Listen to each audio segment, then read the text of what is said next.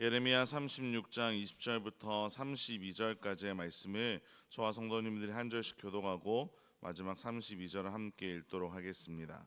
그들이 두루마리를 서기관 엘리사마의 방에 두고 뜰에 들어가 왕께 나아가서 이 모든 말을 왕의 귀에 아뢰니, 왕이 여호디를 보내어 두루마리를 가져오게 하매 여호디가 서기관 엘리사마의 방에서 가져다가 왕과 왕의 곁에 선 모든 고관의 귀에 낭독하니, 그때는 아홉째 달이라 왕이 겨울 궁전에 앉았고 그 앞에는 불피운 화로가 있더라. 여호디가 서너 쪽을 낭독하면 왕이 면도칼로 그것을 연하여 베어 화로 불에 던져서 두루마리를 모두 태웠더라.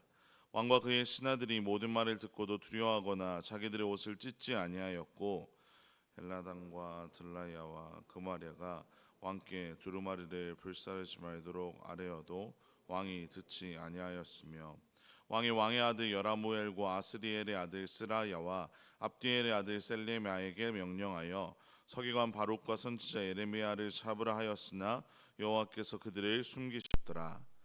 왕이 두루마리와 바룩이 예레미야의 입을 통해 기록한 말씀을 불사른 후에 여호와의 말씀이 예레미야에게 임하니라. 이르시되, 너는 다시 다른 두루마리를 가지고 유다의 여호야김 왕이 불사른 첫 두루마리의 모든 말을 기록하고, 또 유다의 여호야김 왕에 대하여 이와 같이 말하기를, 여호와의 말씀에 내가 이 두루마리를 불사르며 말하기를, 내가 어찌하여 바벨론의 왕이 반드시 와서 이 땅을 멸하고 사람과 짐승을 이 땅에서 없어지게 하리라 하는 말을 이 두루마리에 기록하였느냐 하도다.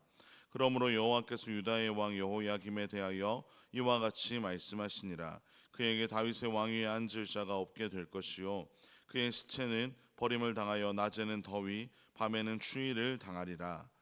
또 내가 그와 그의 자손과 신하들을 그들의 죄악으로 말미암아 벌할 것이라.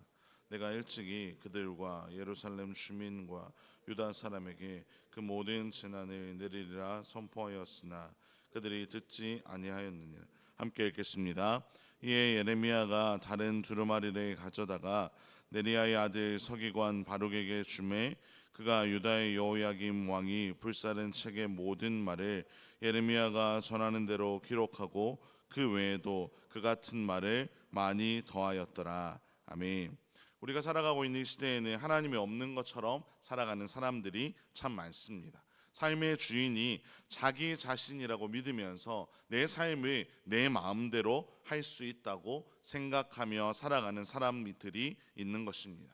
심지어 내 힘으로 하나님을 이길 수 있다고, 하나님의 계획을 다 무너뜨릴 수 있다고 생각하는 사람들도 있습니다. 과연 그들의 인생은 어떤 결말을 맞이하게 될까요?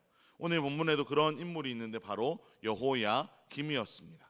어제 우리가 살펴본 본문에서 바룩이 읽어주는 하나님의 말씀을 들은 고관들이 여호야김 왕을 찾아갔습니다. 하나님께서 예레미야를 통해 주신 그 두루마리를 들고 왕께 나아갔던 것입니다. 그러자 왕은 여호디를 보내어 두루마리를 가져오게 하였고, 여호디는 왕과 신하들 앞에서 이 말씀을 읽도록 하였습니다. 하나님의 말씀을 들은 여호야김의 반응이 어떠했는지 오늘 본문의 22절부터 그 내용이 아주 잘 기록이 되어 있는데요. 당시의 계절이 겨울이어서 왕 앞에는 화로가 있었습니다. 왕은 이 두루마리에 기록된 말씀을 들으면서 일정 부분을 듣고 나서는 칼로 그 두루마리를 잘라서 화로에 던져버렸습니다. 또 일정 부분을 듣고 나서 다시 한번 칼로 그렇게 자신이 들은 부분을 잘라서 화로에 던져버렸습니다. 즉 이 태도가 보여주는 것이 무엇이냐? 바로 하나님의 말씀을 완전히 무시하는 것, 나는 이 말씀이 듣고 싶지 않다는 것을 아주 명확하게 드러내주는 표현입니다. 또 24절에 기록되어 있듯이 왕과 그의 신하들이 이 모든 말을 듣고도 두려워하거나 자신들의 죄를 회개하는 의미로 옷을 찢는 사람들이 한 사람도 없었습니다. 심지어 엘라단과 들라야와 그마랴가 제발 두루마리를 불사르지 말라고 왕에게 요청하였지만 왕은 절대로 그 말을 듣지 않았습니다. 그렇게 하나님의 말씀을 무시한 왕은 이제 자신에게 아주 불편한 이야기를 전해준 바룩, 그리고 그 말씀을 원래 불러준 예레미야를 잡아 죽이려고 하였습니다. 하지만 하나님께서 그들을 숨겨 주셨습니다. 그리고 나서 하나님께서는 다시 한번 예레미야에게 말씀을 주셨는데요, 왕은 다 불태워서 없애버리려고 했던 그 모든 말씀들을 다시 한번 하나님을 예레미야에게 기록하게 하셨고, 나아가 여호야김에 관한 말씀까지도 더 추가해서 주셨습니다. 30절과 31절을 보시면 여호야김 후손 중에는 왕의 자리에 오를 자가 없을 것이며 그의 시체는 버림당하게 될 것을 예고해 주셨습니다.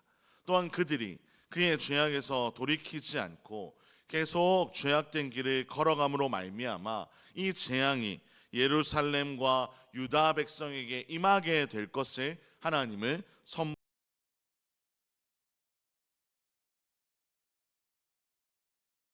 여호야김처럼 내가 듣고 싶은 이야기에만 귀 기울이고 내가 듣고 싶지 않는 이야기에는 절대로 귀 기울이지 않는 때가 있습니다.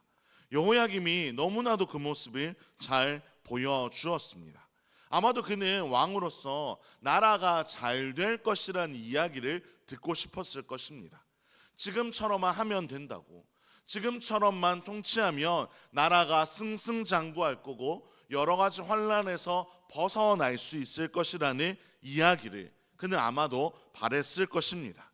하지만 그러한 감언이설, 달콤한 말이 우리의 안녕을 보장해 주지 못합니다. 사실과는 전혀 상관없이 듣기에 좋은 말, 나를 기분 좋게 하는 말만이 나를 살리는 것이 아닙니다. 때로는 너무나 듣고 싶지 않고 너무나 상처가 되는 말일지라도 우리는 우리에게 필요한 말에 귀 기울여야 할 줄로 믿습니다.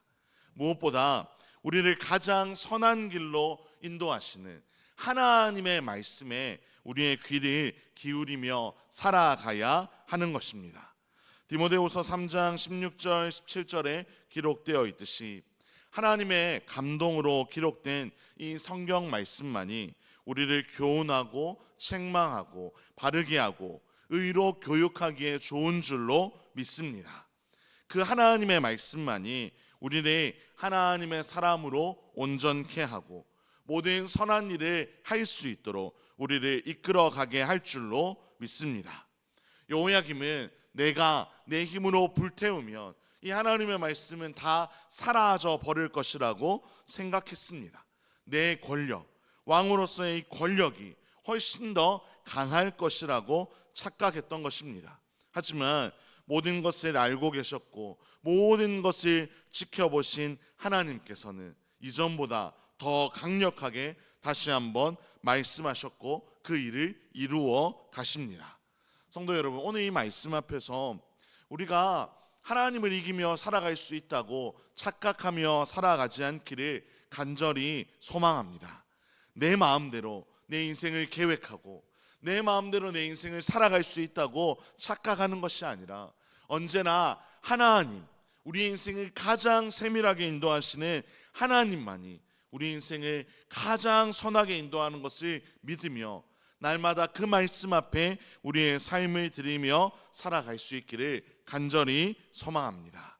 오늘 이 새벽에도 그 하나님 앞에서 기도할 때 하나님, 우리 안에 잘못된 부분이 없는지 깨닫게 하여 주시고 우리가 하나님은 다 제쳐놓고 내가 주인 되려고 한 삶의 영역은 없는지 하나님 깨닫게 하여 달라고, 그래서 다시 한번 내 모든 삶의 주권을 하나님께 맡기며 살아가는 우리의 삶이 되게 해달라고 간절히 구하면서 그 하나님의 인도하심을 따라 살아가는 저와 여러분의 복된 삶이 되기를 주님의 이름으로 축원합니다. 기도하겠습니다. 하나님 아버지, 감사합니다. 오늘도 새로운 하루를 허락하여 주시고 하나님의 은혜를 사모하며 주님의 전에 모이게 하시니 참으로 감사를 드립니다. 하나님, 오늘 말씀을 통해 우리의 삶을 돌아봅니다. 하나님, 말씀 앞에서 우리가 하나님을 이기려고 한 때가 없었는지, 우리의 마음대로 살아가려고 한 영역이 없었는지 철저하게 돌아보게 하시고 다시 한번 하나님만을 붙들고 살아갈 수 있도록 우리의 삶을 선하게 인도하여 주시옵소서. 삶의 모든 순간 우리를 온전케 하시는 하나님의 말씀에만 귀 기울이게 하시고, 때론 듣기 싫은 말씀일지라도 하나님이 그것이 우리에게 꼭 필요한 말씀임을 기억하며 그 말씀 앞에 철저하게 순종하며 살아가는 우리의 삶이 될 수 있도록 역사하여 주시옵소서.